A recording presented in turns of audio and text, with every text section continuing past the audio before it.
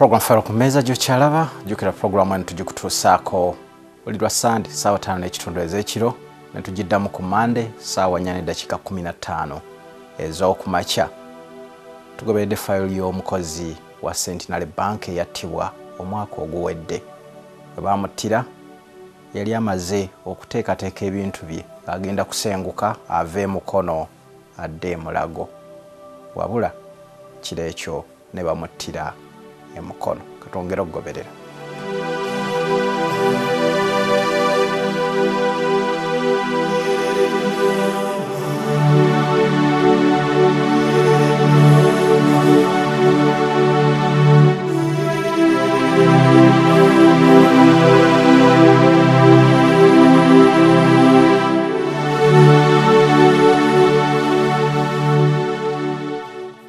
Collins wanyama muto wa Brian agamba nti wadde omuwala Christine Nambooze yalaga nti yali muganzo wa Brian kuba famire tewali gwe yali amanyi era nabo tekuli yali amumanyi era ne bagenda ku nnyumba Brian gye yali apangisa ekitete mu mukono omwo ti omuwala ono yalabika nga yali tatuukangako mu nnyumba eyo.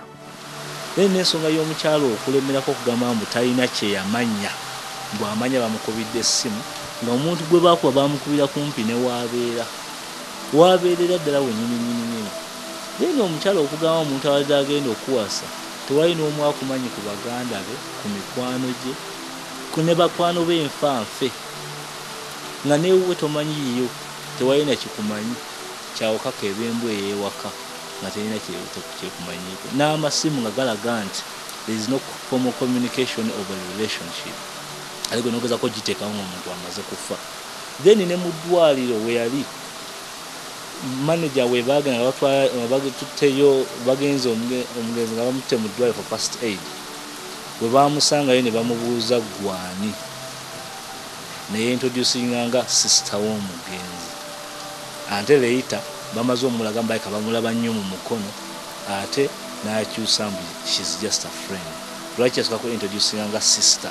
Then ensonga endala lwaki nze mutwalanga suspect yaŋŋamba akolera mukono musawo era nurse akolera mukono health center ey'omukono health center y'emukono naye tugenda okizuula nga amaze okutuukako ku poliisi ekajjansi ng'ekituufu kiraga ebiwandiiko bibiraga akolera ku Kazinga health center y'oku Kazinga si ku mukono naye nga ne twali tugenda yandaga health center nga bwakolera ey'emukono awo oyita awo health center aliwo bwe yandaga waakola naye ate akolera eyo. Lwaki ebyo byonna yabiteekawo ebyo ate lwaki tayogera ku zino ssimu ezaamukubibwa ebbiri ng'ovudde kwere yamukubira ye omukyala ng'akubira.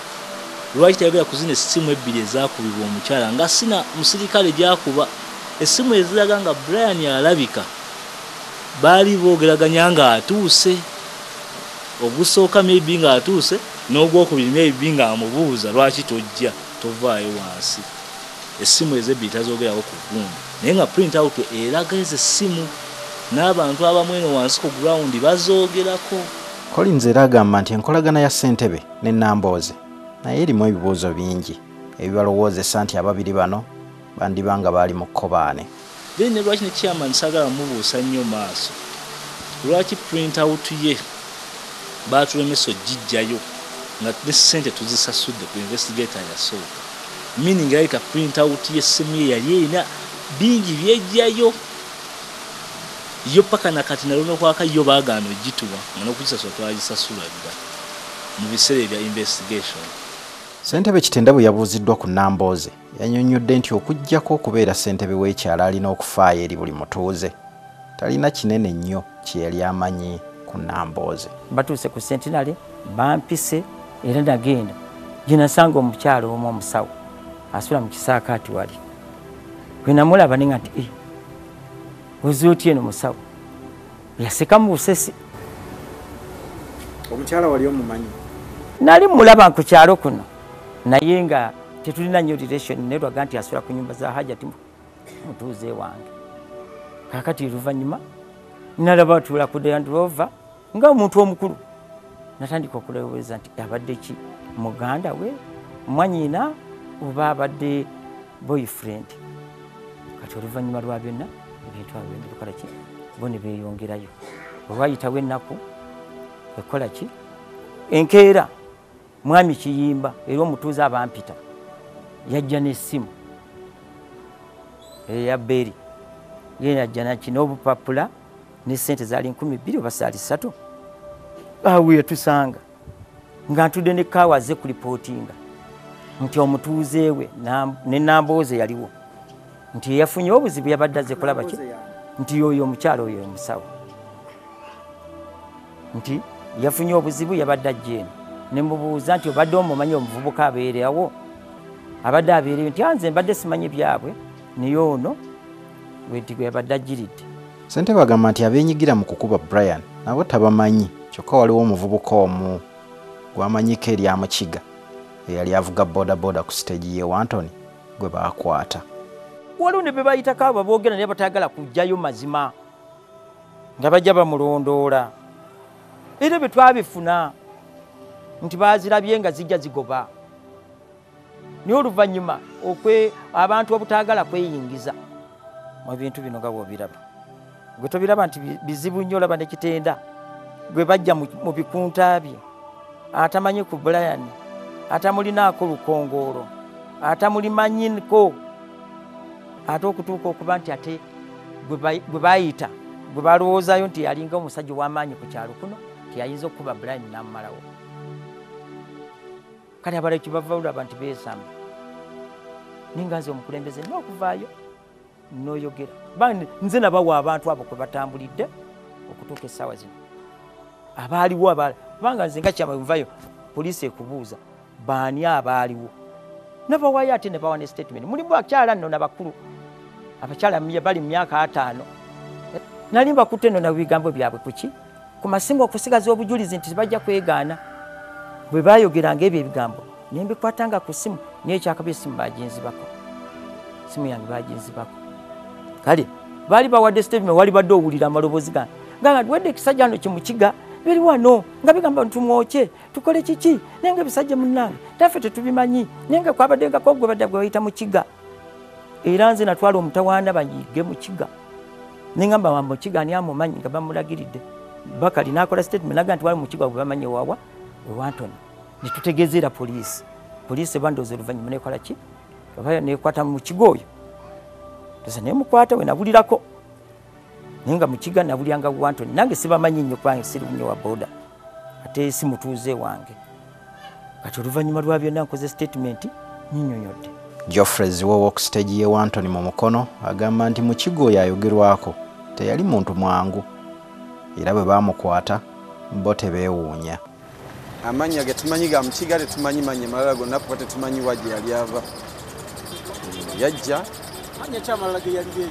amanyi yagege yeyita gaye ga mukiga kuba kuvira ddala mirimu gye emirala gye yali akola yali atambuza sumbuusa oluvannyuma n'amala n'adda mu bodaboda naye mu bodaboda teyalina stage jasi muntu eyali akola ekiro emisana tulaba mulabe. Okukwatibwa kwa mukiga kujja nga mukiga yali mukozi wa kiro nga talina stage oluvannyuma n'agenda emmanga eŋŋandu ng'avuga bodaboda mu batusabaze be yali atambuza ekiro. Mu kutambuza omusabaze ekiro yasanga omwami oyo gwennyini gwe baakuba ng'ali ku kikomera ky'enju teyamanyi oba mubbi oba si mubbi nakuŋŋwanya abalala ne bajja ne bafuna amayinja ne bamukuba bamutebereza okuba nti mubbi. Be yakuŋŋanya bennyini ye agamba baali b'eŋŋandu yasanga omwami oyo ng'ali ku kikomera oluvannyuma lumutebereza nti mubbi n'ajja eŋŋandu n'ayita abalala ne bagenda bamusinkana gye yali. Ekigambibwa nti abo be yava nabo ku siteegi yawa Wantoni chairman kyagamba ye agamba ku lulwe nga ye mu kukwatibwako kuba bamukwata ne bamukwatira ku stage ne bamubuuza buli kimu ye agamba nti bali b'eŋŋandu tebaali beenu kuba stage zeeno already zaali nzigale kudde obwo bwali tewali wayali akola. Alina amannya gaayogerako siwulira ako linnya lyonna lye yali ayogeddeko. Yagamba be yayita yali abamanyi abo be yayita saamanyi oba yali abamanyi oba kuba omupikinga wano ekyo kyokka kyeyogerako byali ku poliisi. Tewaliwo baawano bwe wawulirako beenyigiramu? Siwulirako n'omu. mukiga ali ludda wona kiga kusaya kati simanyi poliisi wawe yamuteeka naye nga ali mikono gya poliisi. Program Fayiro ku mmeeza gy'olaba tukwebaza okuba ng'okyatambula naffe. Jjukira program eno tugikutuusaako buli lwa Sande ssaawa 5:30 ez'ekiro ne tugiddamu ku Mande ssaawa 4:15 ez'okumakya. Olw'ekyo agisubiddwa ekiro osobola okugiraba ku makya ku Bukedde TV.